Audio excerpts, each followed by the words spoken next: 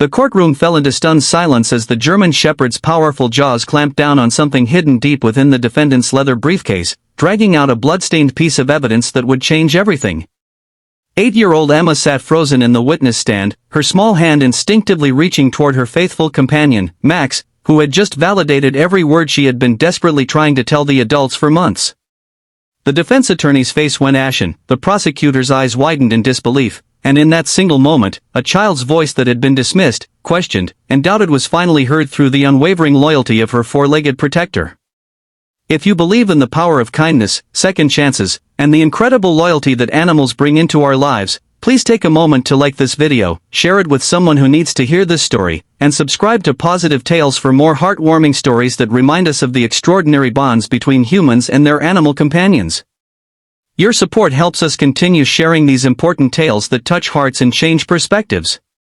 The story began 6 months earlier when Emma Martinez witnessed something that would haunt her dreams and challenge everything she thought she knew about the adults in her world. She had been walking Max through Riverside Park on a crisp autumn evening when she saw her neighbor, Mr. Harrison, arguing with someone near the old oak tree by the pond. Emma had always thought Mr. Harrison was kind. He had helped her mother with groceries and always waved when he saw her playing in the yard. But that night, she watched in horror as the argument escalated, and she saw something that made her blood run cold. The other person fell, didn't get back up, and Mr. Harrison stood there for what felt like an eternity before doing something with his hands that Emma couldn't quite understand from her hiding spot behind the playground equipment. Max had sensed her fear immediately, pressing his warm body against her trembling legs, his protective instincts already beginning to stir. The gentle giant had been Emma's constant companion since her father deployed overseas 2 years ago, filling the void left by military service with unconditional love and an intuitive understanding that this little girl needed him more than she could express. When Emma tried to move closer to see what was happening, Max had gently but firmly blocked her path, as if sensing that some things were too dangerous for young eyes to witness fully. But what Emma had already seen was enough to turn her world upside down.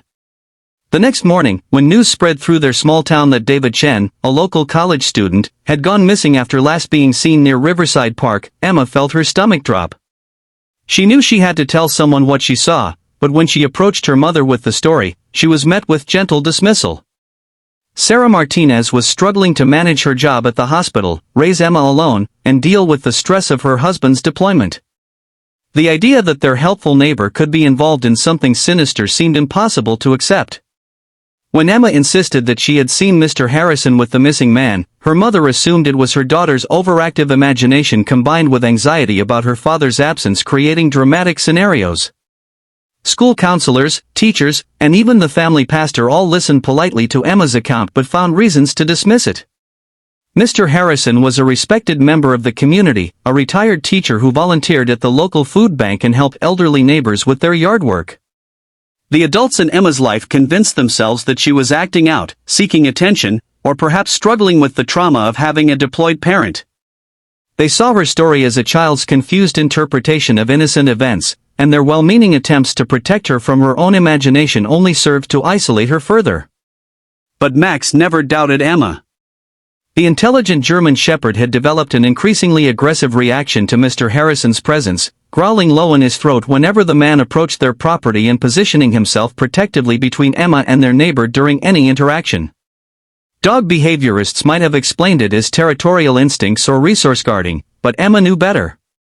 Max had been there that night too, and while he couldn't speak the words that adults wanted to hear, his behavior was a constant validation of everything Emma had witnessed. As weeks turned into months, the case of David Chen's disappearance grew cold. Police had questioned neighbors, including Mr. Harrison, but found no evidence linking anyone in the community to the young man's fate. Emma watched helplessly as life returned to normal around her while she carried the weight of knowledge that no one believed. She began having nightmares, her grades started slipping, and she withdrew from friends and activities that had once brought her joy. The only constant source of comfort and understanding in her world was Max, who seemed to sense her growing despair and doubled his efforts to provide emotional support through his presence. The breakthrough came when David Chen's family, devastated by months of uncertainty, decided to file a civil lawsuit against the city for inadequate investigation of their son's disappearance. The case was largely symbolic, a way for grieving parents to feel like they were still fighting for their child, but it required testimony from anyone who had potentially relevant information. Emma's previous statements to school authorities had been documented, and despite the adults' skepticism, she was called to testify about what she claimed to have seen that night in the park. The courtroom was intimidating for an 8-year-old, with its high ceilings, formal atmosphere, and stern-faced adults in dark suits.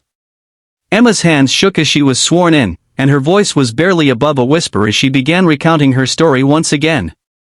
But this time was different because Max was there with her. The court had approved him as an emotional support animal, recognizing Emma's documented anxiety and the therapeutic role he played in her life. As she spoke, Max sat perfectly still beside the witness stand, his calm presence giving her the courage to continue when the words became difficult. The defense attorney for the city began what seemed like a routine cross-examination, attempting to poke holes in Emma's testimony by highlighting her age, the time that had passed, and the lack of physical evidence supporting her claims. But something unusual happened when he approached the witness stand to present documents that allegedly contradicted her timeline of events. Max, who had been perfectly behaved throughout the proceedings, suddenly became agitated. His ears perked up, his body tensed, and he began displaying the same protective behaviors that Emma had noticed whenever Mr. Harrison was around. The attorney continued his questioning, pulling papers from his briefcase and moving closer to Emma as he pressed her on details about lighting conditions, distance, and her ability to accurately identify people in the dark. Max's agitation grew more pronounced with each passing minute, and experienced dog handlers in the courtroom began to recognize the signs of a working dog detecting something significant.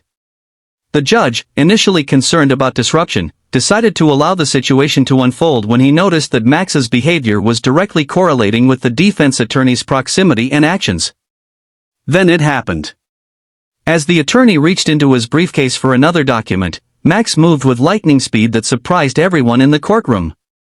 His powerful jaws clamped down on something deep within the leather case, and he pulled with the determination of a dog who had been trained to retrieve but was now operating on pure instinct.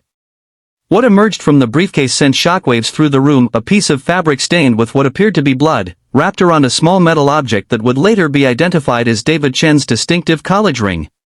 The courtroom erupted in chaos as the defense attorney, who was revealed to be Mr. Harrison's nephew and had been carrying evidence that his uncle had asked him to dispose of, collapsed under the weight of his exposed secret. Police officers who had been present for routine courtroom security immediately moved to secure the evidence while attorneys from both sides demanded explanations and emergency recesses.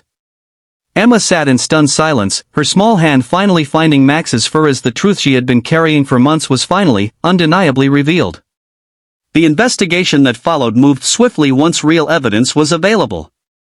Mr. Harrison, confronted with physical proof and his nephew's confession about being asked to destroy evidence, eventually admitted to the accidental killing of David Chen during a drug deal gone wrong. He had been selling prescription medications stolen from elderly neighbors he helped, and David had threatened to expose the operation.